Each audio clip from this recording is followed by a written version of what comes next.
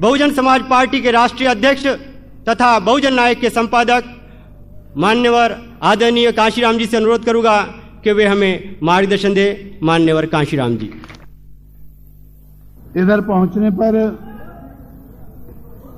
पहुंचने पर मुझे बताया गया कि बहुत से हमारे साथी सोच रहे थे कि मैं इस प्रोग्राम के लिए नागपुर नहीं पहुंच पाऊंगा। भाई आप फोटो ले लें पहले, फिर साइड में हो जाएं। ले लो फोटो, आगे से लेना। तो इधर आने पर मुझे हमारे साथी ने, जो अभी जब ये अपने ख्यालात रख के आपके सामने गए हैं, उन्होंने बताया कि नागपुर में लोग ऐसा सोच रहे थे कि शायद इस मौके पर कांशीराम नागपुर नहीं पहुंच सकेंगे,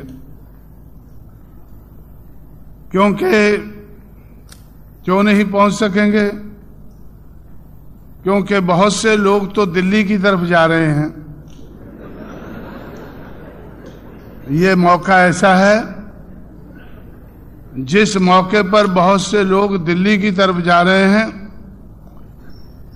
तो कांशीराम को तो दिल्ली से आना है, तो इसलिए शायद वो नहीं आ सकेंगे। मैं आप लोगों से कहना चाहता हूं कि मैं दिल्ली से नागपुर पहुंचा हूं क्योंकि मैं समझ रहा हूं कि बहुजन समाज के लिए अभी दिल्ली दूर है।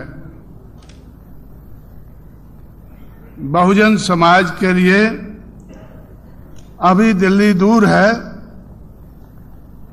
इसलिए नागपुर ही सही। अगर दिल्ली दूर है तो चलो नागपुर ही चलो। मुझे मालूम है अभी बम्बई भी दूर है। बहुजन समाज के लिए ऐसा लगता है कि बम्बई तो दिल्ली से भी ज्यादा दूर नजर आता मुझे।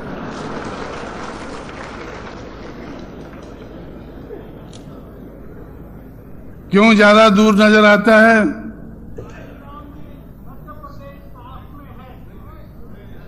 क्यों मुझे ज्यादा दूर नजर आता है? कि बाबा साहब अंबेडकर ने ज्यादा समय बम्बई में लगाया है,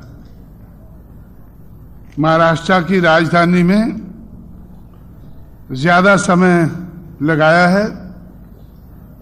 शायद उसके कारण बम्बई ज्यादा दूर हो गया है।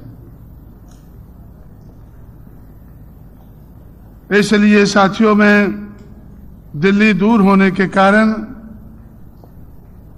आप लोगों के बीच में नागपुर में पहुंचा हूं और ऐसे मौके पर पहुंचा हूं जब बहुजन नायक, एक हमारा मराठी का वीकली पेपर 17 साल पूरे कर चुका है। जब मुझे 17 साल की याद आती है तो मेरा दिल बहुत दुखी होता है। आप लोग सोचते होंगे जिन्होंने मुझे बुलाया है उन्होंने खुशी के कारण मुझे बुलाया है कि 17 साल बहुजन नायक के पूरे हो गए हैं। और मेरा दिल दुखी क्यों होता है कि जिंदगी के 17 साल बीत गए हैं और हम आगे नहीं बढ़े हैं। 17 साल जिंदगी के बीत गए हैं और हम जितना आगे बढ़ना चाहिए था, क्या उसके हिसाब से हम आगे बढ़े हैं? मुझे लगता है कि हम ज्यादा आगे नहीं बढ़े। जब 17 साल की याद आती है तो फिर मेरा ध्यान जाता है कि इस मौके पर देश भर में आजादी की गोल्डन जुबली मनाई जा रही है कि देश को आजाद हुए 50 साल बीत गए हैं। 15 अगस्त को आज बहुजन नायक के 17 साल बीत गए हैं और अंग्रेज गए हुए 15 अगस्त को 50 साल बीत जाएंगे। तो मैं सोचता हूं कि अंग्रेज जाने के बाद 50 साल में हमारा समाज कितना आगे बढ़ा है। 50 साल में हमारा समाज कितना आगे बढ़ा है। हम महात्मा फुले की बात करते हैं, शाहू महाराज की बात करते हैं, बाबा साहब अंबेडकर को याद करते हैं। किस लिए करते हैं? कि उन्होंने एक मूवमेंट चलाई है। उन्होंने एक मूवमेंट चलाई है बहुजन के हित में। मनुवाद के आधार पर जिन लोगों को गिराया गया, पछाड़ा गया, अपमानित किया गया, वो लोग मान सम्मान के साथ जी सके, उनका पिछड़ापन दूर हो सके, उसके लिए उन लोगों ने एक मूवमेंट चलाई है। और वो मूवमेंट कितनी आगे बढ़ी है पिछले 50 साल में। तो जब मेरा ध्यान उस मूवमेंट की तरक्की की तरफ जाता है तो भी मुझे दुख होता है। उस दुख के कारण मैं जगह जगह घूमता रहता हूं और आज आप लोगों के बीच में भी पहुंचा हूं। मैं बहुत खुश नहीं हूं, मैं काफी दुखी हूं कि हम पिछले 17 साल में एक मराठी का वीकली शुरू करके मीडिया के जगत में हम कितना आगे बढ़े हैं, उस तरक्की को देखकर दुखी हूं। और अंग्रेज जाने के बाद पिछले 50 साल में हमारे बुजुर्गों की शुरू की हुई मूवमेंट कितनी आगे बढ़ी है, उसको देखकर भी मैं दुखी हूं। और आप लोगों को दुखी करने के लिए मैं आप लोगों के बीच में पहुंचा हूं, ताकि आप लोग भी दुखी हों और शायद कुछ लोगों में गैरत पैदा हो जाए और उस गैरत के कारण उठकर काम में लग जाएं, सोचने लगें, समझने लगें। और वो सोच जो हमारे बुजुर्गों की कुछ रंग लाई है, हमारी सोच भी रंग ला सके। अगर पिछले 50 साल में हम आगे नहीं बढ़े हैं तो आने वाले समय में तो हमें किसी मंजिल तक पहुंचना चाहिए। मीडिया एक बहुत इम्पॉर्टेंट चीज है मूवमेंट को चलाने के लिए। आप लोग मेरे से ज्यादा जानते हैं, क्योंकि बाबा साहब अम्बेडकर ने भी इसके बारे में आप लोगों को काफी बताया है। उन्होंने भी 1922-23 से मीडिया के बारे में सोचकर उन्होंने भी इस दिशा में आगे बढ़ने की कोशिश की। 1922 से लेकर 1956 तक वो कितना आगे बढ़े, ये भी आप लोगों के सामने है। क्या उससे वो खुश थे? मुझे एक मौके पर दिल्ली में मेरे पास प्रोफेसर चिटनिस औरंगाबाद से मेरे पास पहुंचे। जब हम लोगों ने पब्लिकेशन के बारे में, मीडिया के बारे में सोचना शुरू किया, तो वो मुझसे कहने लगे कि 1955 और 56 में बाबा साहब अम्बेडकर बहुत ज्यादा दुखी थे मूवमेंट के बारे में और मीडिया के बारे में भी। वो सोच रहे थे कि मीडिया के मामले में हमें काफी आगे बढ़ जाना चाहिए था, लेकिन हम नहीं बढ़ पाए हैं। आपने जो प्लान बनाया है मीडिया के मामले में, तो उसके बारे में सुनकर मुझे बहुत खुशी हुई, इसलिए मैं आपसे मिलने के लिए दिल्ली में पहुंचा हूं। अभी तो बेचारे वो जिंदा नहीं हैं, लेकिन बीच बीच में मुझसे वो बातें करते रहते थे।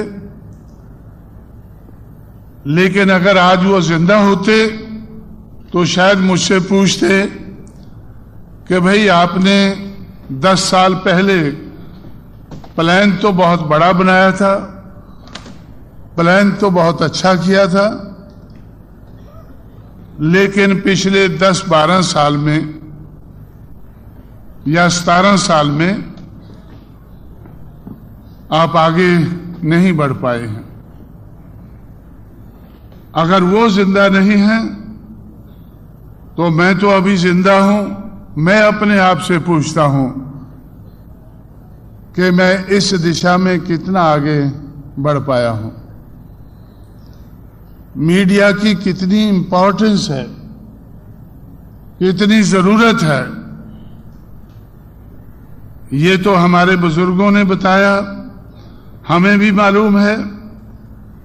लेकिन इस इंपॉर्टेंट दिशा में हम कितना आगे बढ़ पाए हैं, मुझे अपनी बढ़त को देखकर बहुत दुख होता है। इस बढ़त को देखकर बहुत दुख होता है। दुख के कारण कभी कभी मैं मीडिया वालों को भी भगा देता हूं। अगर वो मेरे घर में आते हैं,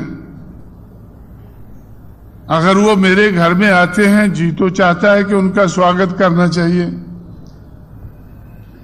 लेकिन जब मुझे ये लगता है कि ये तो ब्राह्मणिकल मीडिया है, ये तो ब्राह्मणिकल मीडिया है, बहुजन का मीडिया कहां है, नजर नहीं आता है। नजर क्यों नहीं आता है? क्योंकि अवेलेबल नहीं है। और जो ब्राह्मणिकल मीडिया है वो हमारी मूवमेंट को रोकने के लिए काम करता है।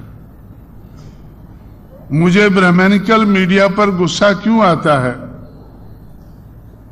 वो लोग मुझसे पूछते हैं कि भाई आपको गुस्सा क्यों आता है? मुझे गुस्सा इसलिए आता है कि मैं कुछ करने लायक नहीं हूं।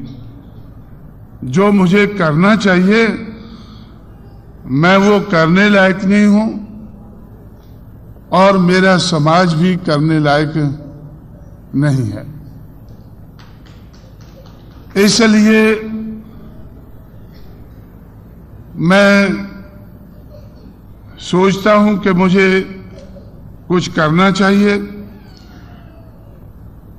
तो इसलिए मैं समय बढ़ाता रहता हूं कि अगर इस साल नहीं कर सकते अगले साल करेंगे, उसे और अगले बात करेंगे। अब मैंने सोचा हुआ है कि जिस दिन अंग्रेजों को ये देश छोड़े हुए 50 साल बीत जाएंगे, जिस दिन इस देश के हुक्मरान बड़े पैमाने पर रंग रलियां मनाएंगे, तो उस दिन से हमें कोई बड़े पैमाने पर मूवमेंट शुरू करनी चाहिए।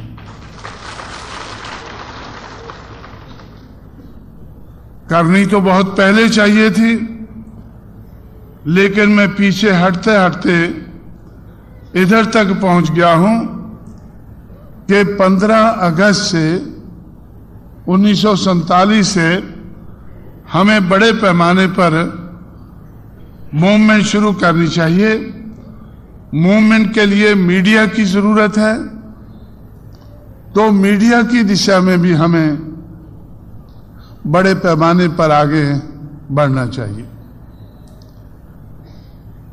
इसलिए साथियों, आप लोगों के सामने भी मैं ये बात रखना चाहता हूं। ये सोचकर ही आप लोगों के सामने मैंने ये बात रखी है कि आप लोग भी सोचें, जिस बाबा साहब अम्बेडकर के हम नारे लगाते हैं, उन्होंने मीडिया की दिशा में 1922 से लेकर 1956 तक 55 तक क्या कोशिश की है, और उसके बाद उनके बाद जाने के बाद महाराष्ट्र में हम लोगों ने कितनी कोशिश की है और हमारी कोशिश कितना रंग लाई है। सिर्फ कोशिश करना ही जरूरी नहीं है, लेकिन वो कोशिश रंग भी लाना चाहिए। कोशिश में कामयाबी भी होनी चाहिए। अगर बाबा साहब अम्बेडकर ने रिपब्लिकन पार्टी बनाई है, अगर बाबा साहब अम्बेडकर ने राजनीति में आगे बढ़ने के लिए कोशिश की है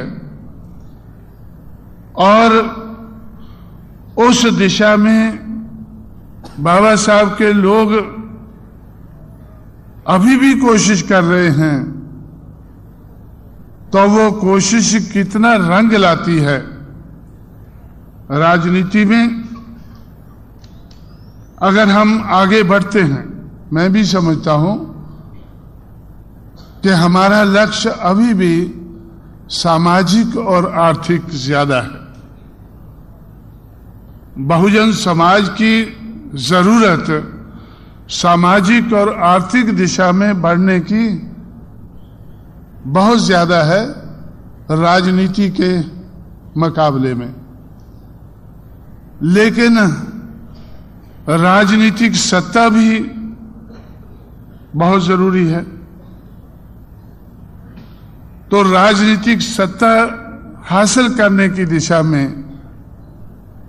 हम या हमारी मूवमेंट कितनी आगे बढ़ी है, उसके बारे में भी सोचना बड़ा जरूरी है। राजनीतिक सत्ता में, अरे यार मेरी आंखें ठीक नहीं है तो थोड़ा, तो राजनीतिक सत्ता में उस दिशा में हम कितना आगे बढ़े हैं, क्योंकि राजनीतिक सत्ता जो है वो भी एक गुरु किल्ली है। मैं अपनी तरफ से नहीं कहता हूं, जिस बाबा के आप लोग नारे लगा रहे हैं उनकी तरफ से ही कहता हूं कि राजनीतिक सत्ता एक गुरु किल्ली है जिससे आप बहुत से ताले खोल सकते हैं। राजनीतिक सत्ता में हम अपने पैरों पर खड़े होकर कितना आगे बढ़े हैं तो देखना पड़ता है कि हम लोग कितने मेंबर पार्लियामेंट चुनकर पार्लियामेंट में भेजते हैं, कितने एमएलए चुनकर हम असेंबलियों में भेजते हैं, और कितने हम कारपोरेटर चुनकर कारपोरेशंस में भेजते हैं, कितने हमारे मेयर हैं, कितने मुख्यमंत्री हैं, कितने हमारे सेंटर में हमारा शेयर है। प्रधानमंत्री तो दूर की बात है, लेकिन कितना हमारा शेयर है ये देखना पड़ता है। मुझे ऐसा लगता है कि महाराष्ट्र में आप लोग इसके बारे में बिल्कुल नहीं सोचते हैं। अगर सोचते होते तो आप जानने की कोशिश करते कि हम लोग फुले की बात करते हैं, साहू की बात करते हैं, अंबेडकर की बात करते हैं, उनकी विचारधारा की बात करते हैं। उस विचारधारा के आधार पर हमारी मूवमेंट कितनी आगे बढ़ रही है, उस विचारधारा को लोगों के सामने रख के ठोक बजाकर हम लोग कितने मेंबर पार्लियामेंट चुनकर भेजते हैं, कितने एमएलए चुनकर भेजते हैं, क्या पोजीशन है हमारी। तो इसलिए मीडिया बहुत जरूरी है, बड़े पैमाने पर जरूरी है। मीडिया, हम बहुजन नायक के बारे में सोचते हैं, लेकिन मीडिया तो बड़े पैमाने पर जरूरी है। क्यों जरूरी है? क्योंकि मूवमेंट के लिए मीडिया का होना बड़ा जरूरी है। मीडिया में हम नहीं आगे बढ़ रहे, मूवमेंट में हम आगे नहीं बढ़ रहे। और मेरा विश्वास है कि मूवमेंट के बगैर मीडिया भी आगे नहीं बढ़ सकता है। अगर मूवमेंट नहीं बढ़ती है तो मीडिया भी आगे नहीं बढ़ सकता है। अब मैं बहुत मजबूर इंसान हूं। नागपुर से मराठी में हम बहुजन नायक वीकली निकालते हैं, दिल्ली से बहुजन संगठक हिंदी में हम वीकली निकालते हैं, एक दो जगह से और वीकली निकालते हैं। जब वीकली से आगे हम नहीं बढ़ सकते हैं तो मैं हर भाषा में बहुजन समाज बुलेटिन निकालने की कोशिश करता हूं। देश की हर भाषा में। हमारे कुछ साथी इधर आंध्र प्रदेश से इधर हमारे बीच में यहां आए हुए, तो उनको मैं अपील करता हूं, उनको मैं मदद करता हूं। इसी तरह से हर भाषा में मैं मदद करता हूं कि आप लोग अगर वीकली भी नहीं निकाल सकते तो 15 दिन में, 20 दिन में जब आप मैनेज कर सकें तो अपनी भाषा में बहुजन समाज बुलेटिन निकालना चाहिए। अपने समाज को बताने की कोशिश करें कि हमने पिछले 15-20 दिन में हमने क्या काम किया है, आज क्या कर रहे हैं, आने वाले समय में क्या करने वाले हैं। कम से कम इतनी जानकारी तो आप लोगों को अपने समाज को अपनी भाषा में दे देनी चाहिए। लेकिन जरूरत है डेली पेपर निकालने की, हर रोज, वीकली के अलावा, मंथली के अलावा, और जो और किस्म के जो पब्लिकेशन है उनके अलावा डेली पेपर की बड़े पैमाने पर जरूरत है। यही नहीं, अभी तो प्रिंट मीडिया से हम लोग काफी आगे बढ़ गए हैं। इलेक्ट्रॉनिक मीडिया आज प्रिंट मीडिया से को बहुत पीछे छोड़ गया है। इलेक्ट्रॉनिक मीडिया आज प्रिंट मीडिया को बहुत पीछे छोड़ गया है। जब मैंने कैमरा मैन को, जो इलेक्ट्रॉनिक मीडिया के लोग मुझे डेली परेशान करते थे मेरे घर में आकर, जब मैंने उनको भगाया तो हर रोज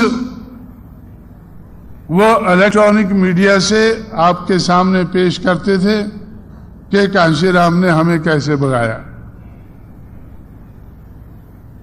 आप लोग भी सोचते होंगे कि भाई ये कैसे भाग रहे हैं, ये लोग कैमरे लेके भाग रहे हैं, ये लोग इनको क्यों भगा रहे हैं। और हर रोज वो सुबह शाम जब भी उनको मौका मिलता था, हर किस्म की चैनल के ऊपर वो बता रहे थे। क्यों बता रहे थे? हमारी मूवमेंट को रोकने के लिए बता रहे थे। तो इस तरह से मीडिया जगत में दुनिया तो बहुत आगे बढ़ गई है, हमारा देश भी काफी आगे बढ़ गया है, लेकिन हमारा समाज आगे नहीं बढ़ रहा है। 17 साल के बाद जब हमारे साथी जो बहुजन नायक निकाल रहे हैं, उन्होंने बड़ी खुशी से मेरे हाथ से पत्र बांटे हैं कि भाई ये हम हफ्ते में बहुजन नायक निकालते हैं और ये लोग बांटते हैं। हम कितना पीछे हैं, हम कितना पीछे हैं। अभी अभी पंजाब में चुनाव हुआ, हमारा कोई पब्लिकेशन नहीं था उधर। बहुत पहले जो हमने शुरू किया था वो बहुत पहले बंद हो गया था, 5 साल पहले। 5 साल से मैं पंजाब की तरफ ध्यान नहीं दे पाया। जब चुनाव आ गया तो मुझे लगा कि भाई पंजाब तो हमारा आगे बढ़ा हुआ सूबा था। बाबा साहब अंबेडकर का हाथी जो महाराष्ट्र छोड़कर जंगलों में चला गया था, तो हमने पहली बार उसको पंजाब के जंगलों में पकड़ा था। पंजाब में ज्यादा जंगल भी नहीं होते हैं, तो इसलिए हाथी आसानी से नजर आ गया और पकड़ लिया हम लोगों ने। और उसी पंजाब में जब मुझे लगा कि 5 साल से मैं ध्यान नहीं दे पाया हूं और पंजाब के लोगों ने बहुजन समाज नहीं बनाया है। हमारे 9 एमएलए हैं, 9 में से 6 आदि धर्मी हैं, 9 में से 6 आदि धर्मी हैं, आदि धर्मी चमार हैं, हिंदू चमार हैं, और 2 रामदासी हैं, सिख चमार हैं, और 1 मजहबी है, सिख वाल्मीकि है। तो इसलिए पंजाब में हमारी पार्टी आदि धर्मी, मजहबी और रामदासी, इन तीन लोगों की पार्टी है। बहुजन समाज तो बनाया नहीं इन्होंने, तो ये कैसे जीतेंगे? तो वो लोग सोच रहे थे पंजाब के कि कांशीराम आएगा, किसी से समझौता करेगा और समझौते में हम जीत जाएंगे। जैसे हम लोगों ने साल पहले अकाली पार्टी से समझौता किया और हमारे 3 मेंबर पार्लियामेंट चुनकर आ गए। लेकिन पंजाब के अलावा बाकी जगह तो हमने कोई समझौता नहीं किया था, ना उत्तर प्रदेश में किया, ना मध्य प्रदेश में किया। तो उत्तर प्रदेश में हमारे 6 MP चुनकर आए, मध्य प्रदेश से 2 चुनकर आ गए। और मुझे पूरा भरोसा है कि अगर पंजाब में हमने अकाली दल से समझौता ना किया होता तो हमारा कोई भी चुनकर ना आता, महाराष्ट्र जैसा हाल हो जाता। तो इसलिए जब हमारा किसी से समझौता नहीं हो पाया, और समझौता क्यों नहीं हो पाया? तो इसलिए जब हमारा किसी से समझौता नहीं हो पाया, और समझौता क्यों नहीं हो पाया? कि इस देश में बहुजन समाज पार्टी के अलावा हर पार्टी मनुवादी पार्टी मुझे नजर आती है, और कोई मनुवादी पार्टी नहीं चाहती है कि बहुजन समाज की मूवमेंट बने और आगे बढ़े। ये कोई पार्टी नहीं चाहती है। अगर उनको समझौता करना पड़ता है तो अपनी मजबूरी की हालत में करना पड़ता है। तो हम अगर कामयाब हुए हैं महाराष्ट्र के बाहर, तो हमारी कामयाबी सिर्फ यही है कि हम लोगों ने दूसरों को मजबूर कर दिया है। जो भी आज दिल्ली के तख्त के दावेदार हैं, वो आज जब हमारी तरफ देखते हैं, कांशीराम का उनको ख्याल आता है, तो वो मुझसे सख्त नफरत करते हैं। मुझसे सख्त नफरत करते हैं कि इस आदमी ने हमें मजबूर कर दिया है।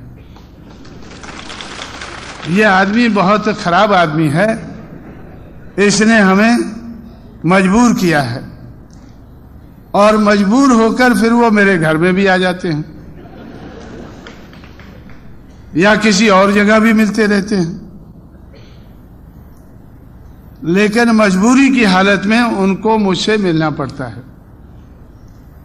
मजबूरी की हालत में उन लोगों को मुझसे मिलना पड़ता है। अभी हमारा समाज इसी से खुश हो जाता है कि कम से कम हमने उनको मजबूर तो कर दिया है। लेकिन साथियों, हमें दूसरों को मजबूर करना, ये तो मैं समझता हूं एक स्टेपिंग स्टोन है, आगे बढ़ने के लिए एक कदम है। लेकिन बहुजन समाज को मजबूत करना, यह हमारा मुख्य लक्ष्य होना चाहिए। बहुजन समाज को मजबूत करना, यह हमारा मुख्य लक्ष्य होना चाहिए। हमारे साथ कोई समझौता करे ना करे, हमारे साथ कोई समझौता करे ना करे, हमें कोई फिक्र नहीं होना चाहिए।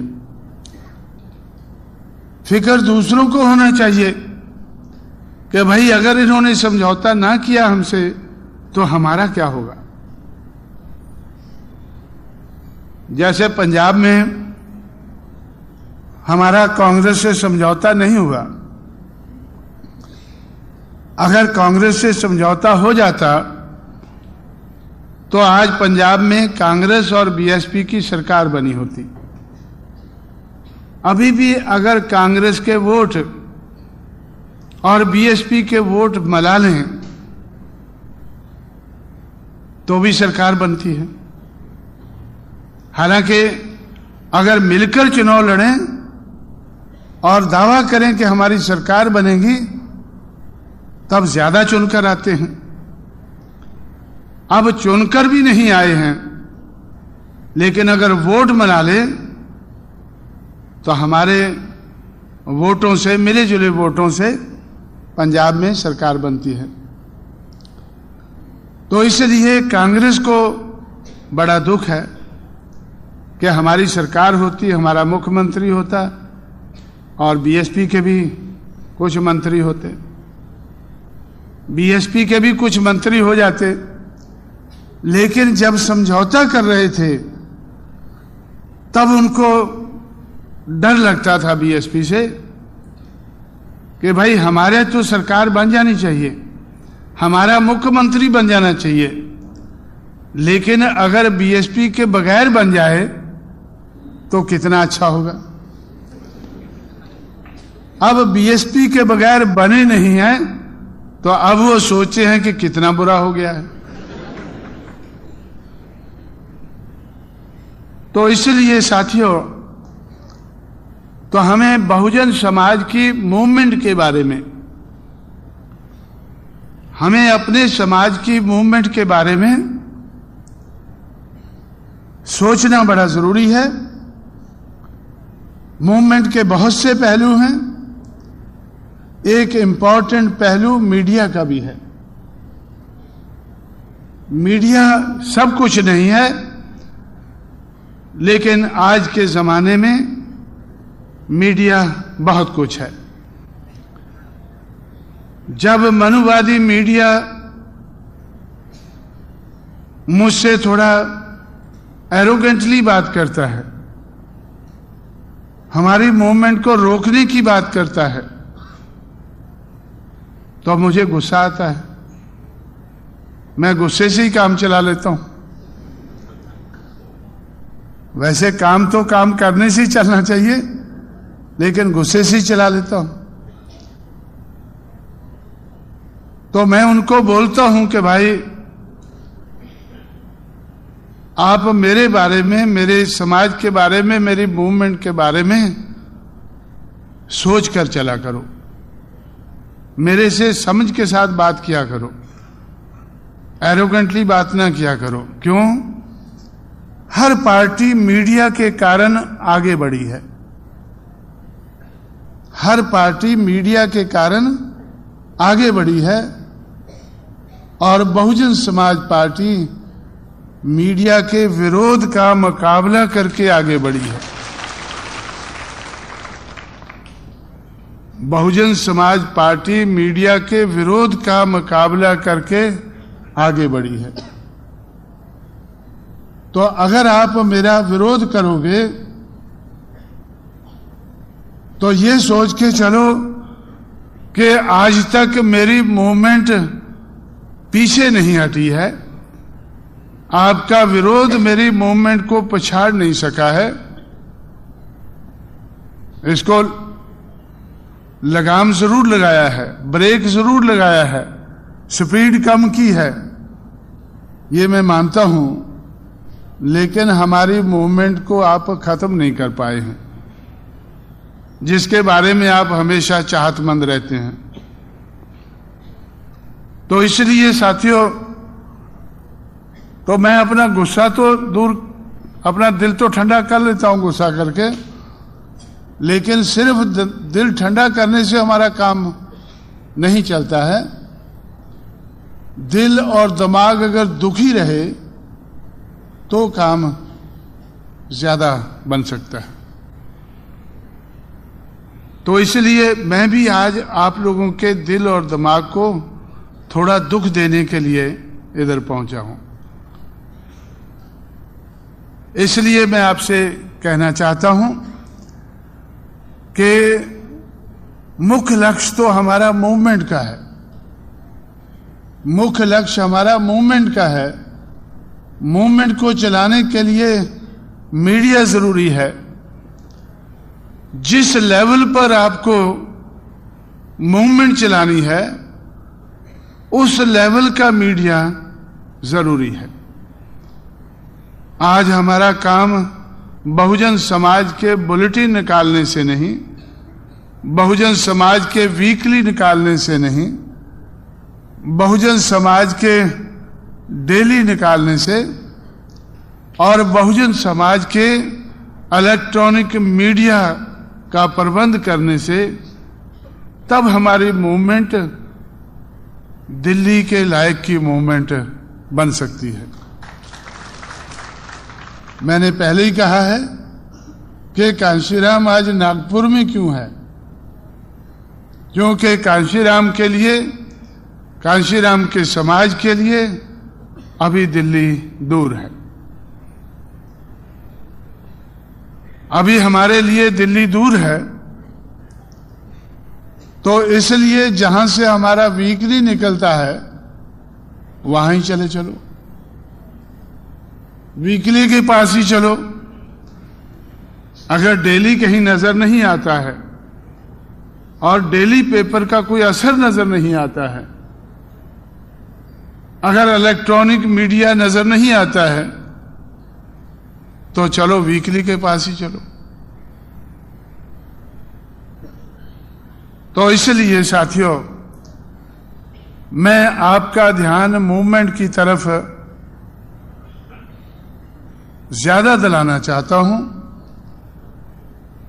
और आप लोगों से अपील करना चाहता हूं कि जब आप फुले के बारे में सोचें, शाहू के बारे में सोचें, आवाज निकालें, अंबेडकर के बारे में सोचें, आवाज निकालें, तो थोड़ा समझकर आवाज निकालनी चाहिए। मेरी तो आवाज बंद हो जाती है, बड़ी मुश्किल से मैं आवाज निकालता हूं कि भाई हम अपनी जिम्मेवारी नहीं निभा रहे हैं। क्यों मेरी आवाज बंद होती है? कि जो हमारी जिम्मेवारी है हमारी मूवमेंट के प्रति, हम वो नहीं निभा रहे हैं, लेकिन फिर भी आप लोगों के मुकाबले में ज्यादा निभा रहे हैं। आप लोग मुझे या मेरी आवाज को क्यों सुनना चाहते हैं? कि आपको भी लगता है कि ये आदमी जिम्मेवारी ज्यादा निभा रहा है, लेकिन जिस लेवल पर मुझे जिम्मेवारी निभानी चाहिए उस लेवल पर मैं नहीं निभा रहा हूं। और अगर हम मिलजुल कर काम करें, बोझ बांट लें, बोझ को बांटकर अगर हम चलें तो हम ज्यादा बोझ उठा सकते हैं, ज्यादा जिम्मेवारी निभा सकते हैं मिलजुल कर। लेकिन मिलजुल कर चलना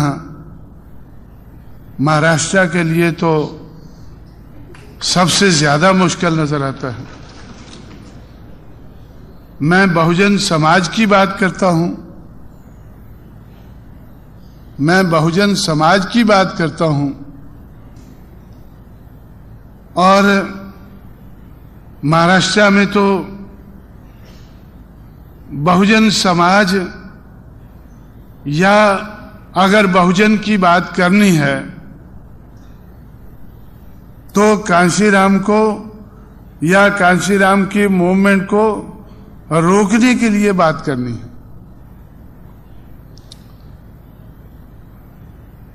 अगर बहुजन की बात करनी है और अगर किसी ने करवानी है, अगर किसी ने बहुजन की बात करवानी है, अगर किसी ने बहुजन संघ बनवाना है, तो इसलिए बनवाना है कि कहीं कांशीराम का बहुजन समाज महाराष्ट्र में ना आ जाए, कहीं कांशीराम का बहुजन समाज महाराष्ट्र में ना आ जाए, तो चलो बहुजन संघ बना लो, घेरो उसको, कि बहुजन की बात तो महाराष्ट्र में पहले ही चल रही है।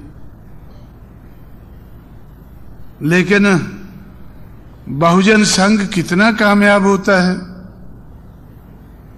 बहुजन संघ के लोग आज भी दिल्ली में देवेगौड़ा के पास जाते हैं, जो भी दिल्ली में पावर में होता उनके पास जाते हैं कि भाई हम चुनकर तो नहीं आ सके, हम कलाकार लोग हैं, तो इसलिए हमें नॉमिनेट ही कर दो। हम महाराष्ट्र से चुनकर नहीं आ सकते हैं, हमारी मूवमेंट हमें चुनकर नहीं भेज सकती है, लेकिन हमारी कलाकारी को ध्यान में रखो कि हम कभी भी समाज को, जो मनुवाद के आधार पर गिराया गया समाज है, पिछाड़ा गया समाज है, गिरा हुआ समाज है, हमारी कला है कि हम उसको उठने नहीं दे रहे हैं। हम उसको उठने नहीं दे रहे हैं।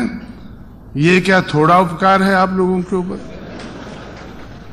हम आप लोगों के ऊपर इतना उपकार कर रहे हैं कि हम गिरे हुए लोगों को उठने नहीं दे रहे हैं, तो हमारी कला को ध्यान में रखो, हमें नॉमिनेट ही कर दो। तो इसलिए साथियों,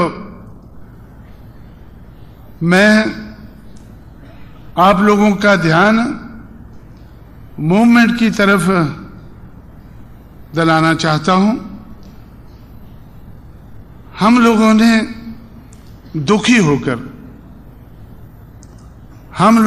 दुखी होकर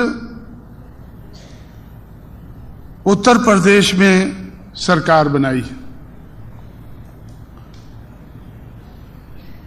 हमारा बस चलता तो हम बहुमत हासिल करके हम अपनी सरकार बनाते। उत्तर प्रदेश में आज हम लोग 29% हमारा वोट है, 29% हमारा आज उत्तर प्रदेश में वोट है। बीजेपी का 31% वोट है,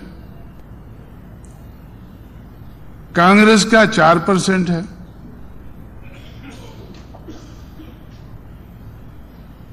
और भी बहुत सी जनता दल है, उसका मेरा ख्याल 4 से भी कुछ कम है। कितना है वो, इतना नीचे के लेवल तक मैं अभी देखता नहीं हूं, लेकिन मैं ये जरूर देखता हूं कि 29% हमारा है और 31% बीजेपी का है। 2% या 3% वोट हमारा और बढ़ गया होता। किसका? जिसको हम बहुजन समाज कहते हैं, जिसके पास वोट की कोई कमी नहीं है, उसका वोट 3-4% और बढ़ गया होता तो बहुजन की सरकार बन गई होती। लेकिन दुखी तो मैं भी हूं, लेकिन दुखी सारा संसार है, क्योंकि अगर बहुजन समाज पार्टी उत्तर प्रदेश में अपनी सरकार नहीं बना पाई है तो किसी दूसरे की भी बनने नहीं दी है, किसी दूसरे की भी सरकार नहीं बनने दी है। तो मैं सोचता हूं कि हम बीजेपी से 2% नीचे रह गए हैं। और बीजेपी क्या सोचती है कि भाई हमने जब पार्लियामेंट का चुनाव हुआ उत्तर प्रदेश में तो 52 पार्लियामेंट की सीटें, 52 पार्लियामेंट की सीटें हम जीते और 236 सेगमेंट पे, 236 एमएलए की सीटों पे हम पहले नंबर पे थे। 236 सीटों पर हम पहले नंबर पर थे और हम सोच रहे थे कि अब उत्तर प्रदेश में हमारे अलावा किसी की सरकार बनेगी नहीं। लेकिन जब एमएलए का चुनाव हुआ, असेंबली का चुनाव हुआ, तो बीजेपी 236 से घटकर 174 पर आ गई। मेरी बात समझे ना आप लोग कि 236 से घटकर 174 पर आ गई और सरकार बनाने के लिए 213 चाहिए। तो हम लोगों ने सोचा, बहुजन समाज पार्टी की तरफ से हमने सोचा कि अगर हमारी सरकार नहीं बनती है तो हमें किसी दूसरे की भी नहीं बनने देनी है। इसलिए हमारी कामयाबी सिर्फ इसी में हुई है कि हमने बीजेपी की 62 सीटें कम कर दी, 62। हम लोगों ने असेंबली के चुनाव में बीजेपी की 62 सीटें कम कर दी, 236 से 174 पर ले आए। और जब वो गवर्नर के पास जाते हैं कि भाई हमारी सरकार बनाओ, गवर्नर कहता है 213 दिखाओ। आप लोगों ने सुना होगा कि भाई सरकार बनानी है तो 213 दिखाओ, सरकार बनानी है तो 213 दिखाओ, 213 की सरकार बनेगी। तो वो सर पे पीटते हैं कि भाई हम 236 से 213 पर ही लटक जाते तो भी सरकार बन जाती, लेकिन हम 174 पर आ गए। और 174 पर लाया कौन है? बहुजन समाज पार्टी लाई है। 236 से 174 पर बहुजन समाज पार्टी ने उनको लाया है। तो इसलिए वो बहुजन समाज पार्टी को अंदर अंदर बुरा भला भी बहुत कहते होंगे, लेकिन मेरे मुंह पर तो नहीं कह सकते, क्योंकि मेरे से मिलकर भी चलना है। जब मेरे से मिलकर चलना है तो मेरे मुंह पर तो नहीं कहे कि तेरा सत्यानाश, हमने 236 से हमें 174 पर तो ले आया। और मुझसे तो यही कहेंगे कि तेरा भला हो जाए, चलो मिलजुल कर ही सरकार चला लेते हैं। तो इसलिए साथियों, तो हमें अपनी मूवमेंट के बारे में ये सोचना है, हमारी मूवमेंट के बारे में सोचना है कि जिन महापुरुषों का नाम लेकर हम मूवमेंट चला रहे हैं, तो उन महापुरुषों के नाम को हम कहीं कलंक तो नहीं लगा रहे।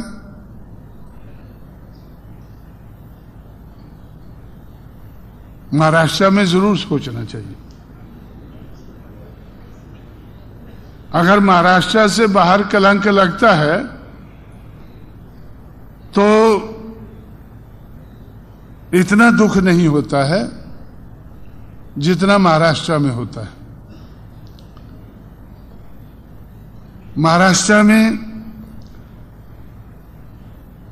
आप लोगों ने अंबेडकर यूनिवर्सिटी के लिए बहुत संघर्ष किया, उसकी मैं कदर करता हूं।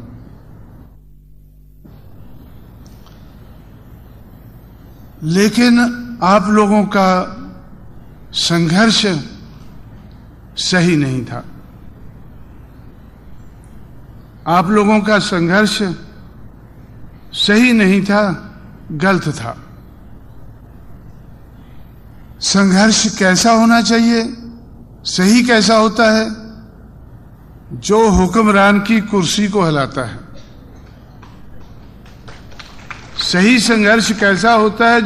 जो कुर्सी पर बैठा हुकूमत कर रहा है उसकी कुर्सी को हिलाता है, और जो कुर्सी पर बैठा है वो बार बार सोचता है कि यार कहीं गिराने देना मुझे, भाई ये तू क्या कर रहा है, क्या गड़बड़ कर रहा है, कहीं मैं गिर गया तो ठीक नहीं रहेगा। लेकिन आप लोगों का संघर्ष कुर्सी को नहीं हिला पाया, आप लोगों का संघर्ष हुक्मरान की कुर्सी को नहीं हिला पाया। तो मैं एक बात और कह देना चाहता हूं, महाराष्ट्र से भी संबंधित है, उत्तर भारत से भी संबंधित है, कि जब मैं पूना में था 1971 में, जब पार्लियामेंट की 521 सीटें होती थी, तो पूना में कांग्रेस और रिपब्लिकन पार्टी में युति जारी होती और दादा साहब गायकवाड़ और मोहन धारिया ये युति करने के बाद तालियां बजाते हुए गाड़गे महाराज धर्मशाला से बाहर निकले, जहां मैं बाहर खड़ा सुन रहा था। कहा भाई ये तो युति भाई बहुत अच्छा हो गया है, ये गांधी और अंबेडकर में युति हो गई है। ये युति उनके जमाने में अगर नहीं हुई है, उनके जाने के बाद अगर 1956 तक नहीं हुई है, तो 15 साल बाद 1971 में हो गई है। गांधी और अंबेडकर में युति हो गई है। तो मैं बोला भाई युति का नतीजा क्या है, भाई कैसी युति होगी? वो बोलने लगे कि 520 सीटें गांधी लड़ेगा और 1 अंबेडकर लड़ेगा। तो मुझे एकदम झटका सा लगा कि भाई ये कैसी युति झाली है? ये अंबेडकर के हिस्से में 1 ही सीट आई है। इससे बेहतर है कि हम गांधी और अंबेडकर का नाम ना लें। लेकिन अब मैं कौन होता हूं लेने वाला? ये तो लेने वाले नाम ले रहे हैं। अंबेडकर की तरफ से दादा साहब गायकवाड़ ले रहे हैं और गांधी की तरफ से मोहन धारिया ले रहे हैं। मैं तो वैसे ही बीच में सुनने वालों में हूं, लेकिन मुझे अच्छा नहीं लगा। तो उत्तर प्रदेश में जब हम लोगों ने युति की कांग्रेस के साथ, हमने भी अनाउंस कर दिया कि भाई ये गांधी और अंबेडकर की युति है,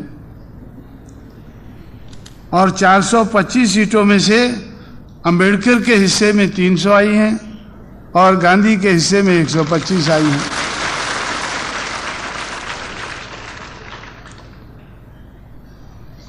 तो मुझे अच्छा लगा, मेरे लोगों को भी अच्छा लगा। आप लोगों ने तालियों से इसका स्वागत किया, आपको भी अच्छा लगा होगा। और जब पंजाब में हम युति करने लगे तो कांग्रेस वाले अड़ गए कि इधर तो हम मजबूत हैं, गांधी मजबूत है। मैं बोला मैं मानता हूं मजबूत है, इसीलिए आप गांधी को 65 दे देते हैं, अंबेडकर को 45 दे देते हैं और डांगे को 7 दे देते हैं। कम्युनिस्टों को अभी डांगे तो नहीं, इधर कोई और होगा मेरा ख्याल, लेकिन आप जानते हैं कि डांगे कम्युनिस्ट थे। जानते हैं नहीं जानते भाई? तो कम्युनिस्टों को 7 दे देते हैं, 117 सीटों का बंटवारा ऐसे कर लेते हैं। उनके गले से नहीं उतरा और उनके जनरल सेक्रेटरी ने, गुलाम नबी आजाद ने कहा कि भाई हम उत्तर प्रदेश की तरह से हम कांग्रेस को बेचेंगे नहीं।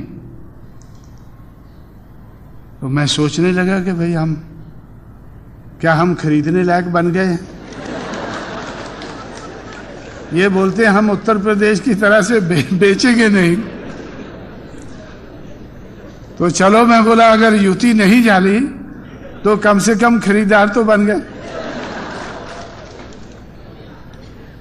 तो इसलिए साथियों, तो हम अगर बहुजन समाज बना लें, अगर हम बहुजन समाज बना लें, जाति के आधार पर तोड़े हुए लोगों को जोड़कर बहुजन समाज बनता है। मनुवाद के आधार पर गिराए हुए लोगों को उठाने से बहुजन समाज बनता है। अगर महाराष्ट्र में हम बहुजन समाज बना लें तो हमें किसी और युति की जरूरत नहीं पड़ेगी। किसी और से युति करने की जरूरत हमें महसूस नहीं होगी। हो सकता है कि जब तक हम पूरा बहुजन समाज ना बना लें तो किसी और को हमारे साथ युति करने की जरूरत पड़ जाए। किसी और को पड़ सकती है, बहुजन समाज को नहीं पड़नी चाहिए। तो इसलिए आप लोग महाराष्ट्र में बहुजन समाज बनाने के बारे में सोचें और बहुजन समाज बनाने की तरफ कुछ न कुछ कदम उठाएं। अब समय बहुत ज्यादा हो गया है, आप लोग परेशान होंगे और मैं थक चुका हूं, मेरी सेहत भी ज्यादा ठीक नहीं है और ज्यादा बुरा भला कहने के लायक नहीं हूं मैं। तो इसलिए मैं ऐसी सलाह देते हुए कि आप लोगों को मीडिया के बारे में सोचना चाहिए, जिसके लिए आज हम इकट्ठे हुए हैं, कि किस किस्म का मीडिया, किस लेवल का मीडिया की आज हमारे समाज को, हमारी मूवमेंट को जरूरत है, उस लेवल की सोचें, उस लेवल के बारे में सोचें। मैं तो अपनी जिम्मेवारी ज्यादा समझता हूं, इसलिए मैं तो सोच ही रहा हूं, आप लोगों को भी सोचना चाहिए और मूवमेंट के बारे में और ज्यादा सोचें, क्योंकि मीडिया अपने आप में कुछ भी नहीं है अगर उसके साथ मूवमेंट नहीं जुड़ा हुआ है। मूवमेंट के लिए मीडिया की जरूरत है, तो इसलिए मीडिया के बारे में सोचना है और मूवमेंट की जरूरत को पूरा करने के लिए किस लेवल का मीडिया हमें चाहिए उसके बारे में सोचना है।